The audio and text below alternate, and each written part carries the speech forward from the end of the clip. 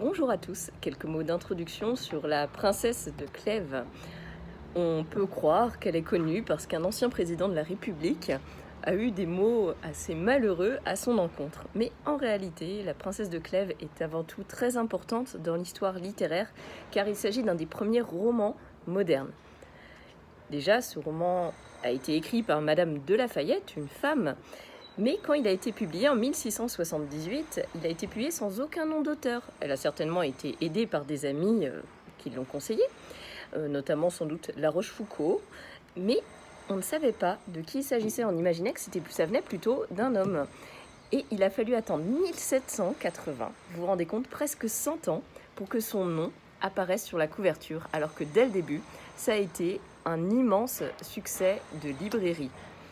C'est en effet un annonciateur du roman moderne et son influence se fait sentir jusqu'à aujourd'hui.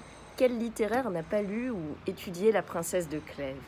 C'est vraiment quelque chose de très important. En réalité, l'histoire du roman ne se situe pas pour sa part au XVIIe siècle, mais bien au XVIe siècle, sous le règne du roi Henri II. Il en est question dès la première page de l'ouvrage, que j'ai lu dans une précédente vidéo.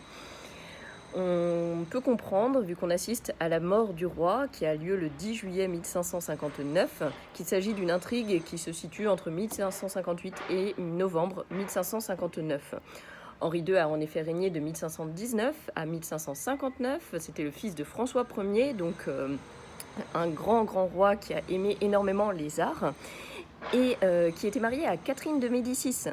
C'était une grande femme, Catherine de Médicis, mais sa favorite à lui, c'était Diane de Poitiers. Il en est aussi question dans l'incipit du roman de ces deux femmes. Néanmoins, même s'il préférait Diane de Poitiers, il aura 10 enfants avec Catherine de Médicis qui lui succéderont ultérieurement comme roi. La Diane de Poitiers, néanmoins, ne sera pas que simplement celle qu'il aime. Elle aura aussi une grande influence politique et se conseillera le souverain. Ça, c'est pour le contexte un petit peu historique et de publication de l'œuvre. Et donc on est dans le classicisme quand ça a été publié, mais l'histoire se passe à la Renaissance. Et maintenant, pour l'intrigue elle-même, eh bien, c'est très simple. Et même l'histoire va être extrêmement courte en réalité. Pourquoi? Le roman, en réalité, il tient à pas grand-chose.